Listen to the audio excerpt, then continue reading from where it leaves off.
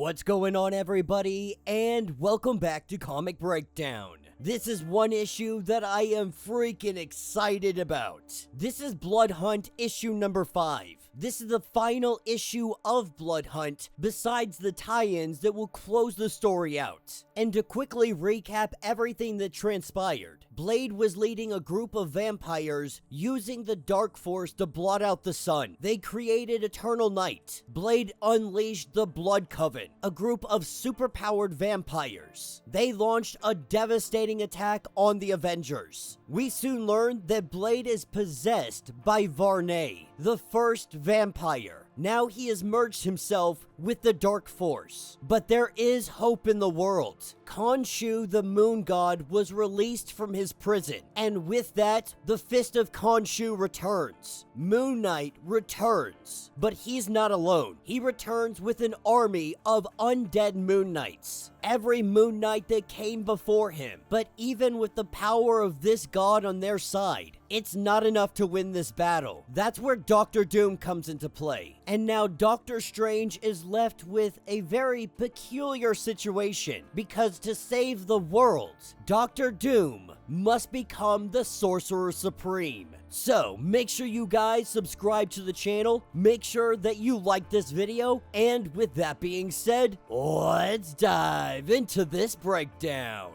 Alright gang, so as we dive into this issue, we're picking up in Latveria. He has just proposed to Doctor Strange that he must become Sorcerer Supreme to win this fight. Because Doctor Doom alone, he possesses the knowledge of the ritual to turn back the darkness. But he cannot enact this without the mantle of Sorcerer Supreme. And Doctor Strange knows that he's right. He even gives it up to Doom, outmaneuvered him at last. But Strange has to ask, is this entire crisis your engineering? Did you do all of this just for this moment? Is the return of Varney all your design so you could become Sorcerer Supreme? This is what takes us to Central Park, New York. We have the Avengers fighting against the Blood Coven. This is the final battle, the battle that will determine everything. And so while our heroes fight valiantly, we see Thor and Varney. Thor tells him that it has been over 1,000 years since he last saw Varney, but he is more than happy to reintroduce him to Mjolnir. Varney knows that Mjolnir remains in orbit. It is currently far away. He wonders if he could kill the God of Thunder before it arrives. And so they're gonna find out god to god,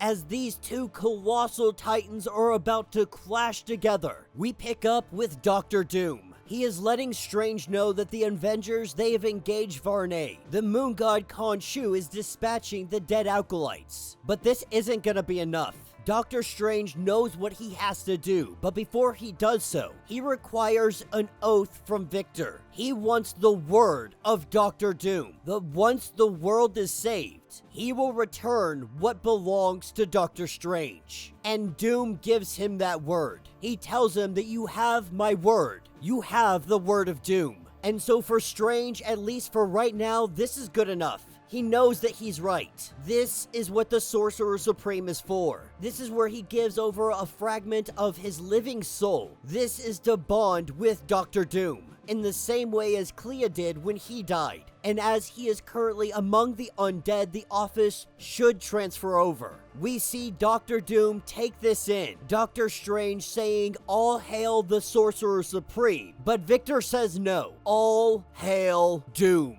This is what takes us to Bloodline, Miles, and Dracula. After everything she has been through, she knows exactly what she needs to do. She is the only one that can put her father down. And Spider-Man really does try to talk her out of doing this. Not because he doesn't understand why she has to do it, that she's the only one that can do it. He worries about her not being able to live with doing it. But this is what her father made her to be. Her father made her a blade. And he knows damn well that blades are made to cut. Taking us back over to the battle with Thor and Varney. Varney having him tied up. The Dark Force grabbing hold of Thor, pinning him down. And Varney saying that of all the Avengers, he hates Thor the most. The rest of them, they're mere children. But Thor's eternal like him. Of all those here, only the two of them fully understand what it means to see the end of the world. But as he goes on his little monologue, this is when Mjolnir arrives, landing in the hand of Thor, the lightning cracking, the thunder booming, and Varney is shot backwards. Now, the rest of the Avengers, they're struggling. We see Vision has lost an arm, but he uses what solar energy he has left, and he tries to take down the Blood Coven. They find themselves severely outnumbered. Luckily for them, backup has finally arrived.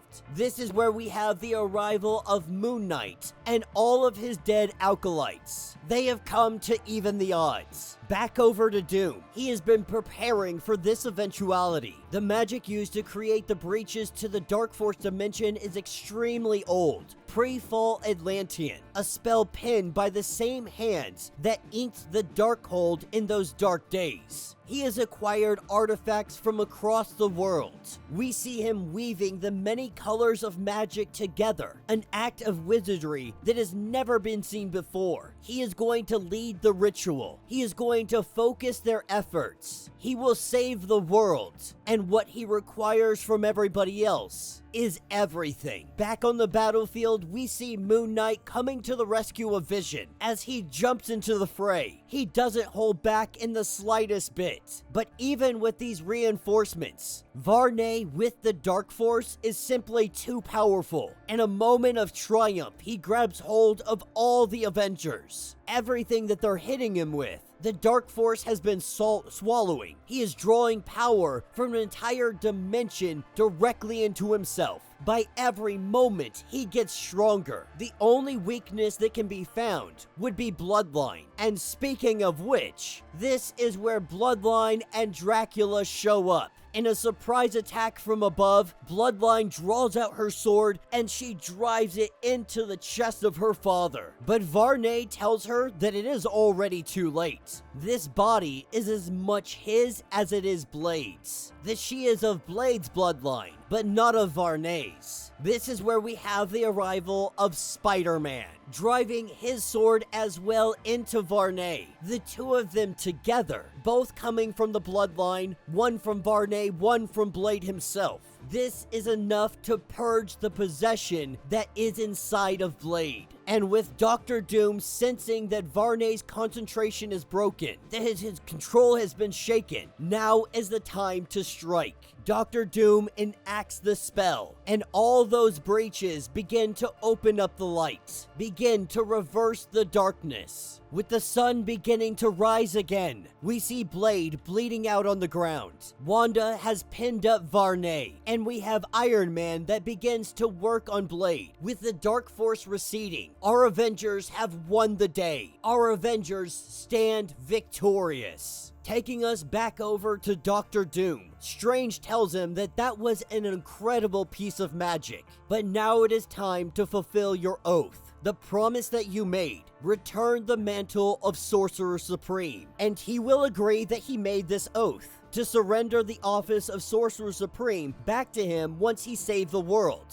But he tells Stephen Strange that he is only just beginning to save the world. Doom does nothing halfway, and so now he is going to show him what it means to save the world. As we pick up with Spider-Man, the sun comes out. Being a vampire, you would think that he would burst into flames. Except that's not happening. The sun has lost its sting, as Dracula will tell him, that it appears it is a new dawn for the vampiric people. Varney's blood runs through Miles Morales. He is now a vampire. But for the first time, the Children of the Night, they need not fear the day. Dracula says that when you save the world, sometimes the world owes you a debt. And while everybody is celebrating, this is when Tony gets a broadcast. This goes out to every screen on the planet. It is Dr. Doom. He lets the world know that the vampire threat is over. This world, their world, is now safe. And the man that you have to thank for this is Earth's new, superior Sorcerer Supreme, the one and only Victor Von Doom. And that will be the end of this issue. Holy crap! They finally did it. They gave us a Doom Supreme in the 616. If you're wondering when we're gonna get more of this story, coming in November, we're getting the comic book titled One World Under Doom. And man, I cannot wait to see what that brings. No matter your opinion on Robert Downey Jr. being Doom, whether you like it or dislike it, it's a great time to be a Doom fan. Because with Doom coming to the big screen, that means we're gonna have a crap ton of Doom titles. I, for one, cannot wait to see what's brought to the table, making Doom of 616 Sorcerer Supreme superior Sorcerer Supreme. Man, I'm on board for it. I cannot wait to see what happens. But even more than Doom becoming Sorcerer Supreme, we have Doctor Strange that is still in astral form. More than that, Miles Morales' Spider-Man, he's still a vampire. Now, obviously, this isn't gonna last forever, but they appear to be having it stick around at least for a little bit of time. And then now all vampires are daywalkers. Stopping the first vampire, stopping the darkness from taking over. Something happened.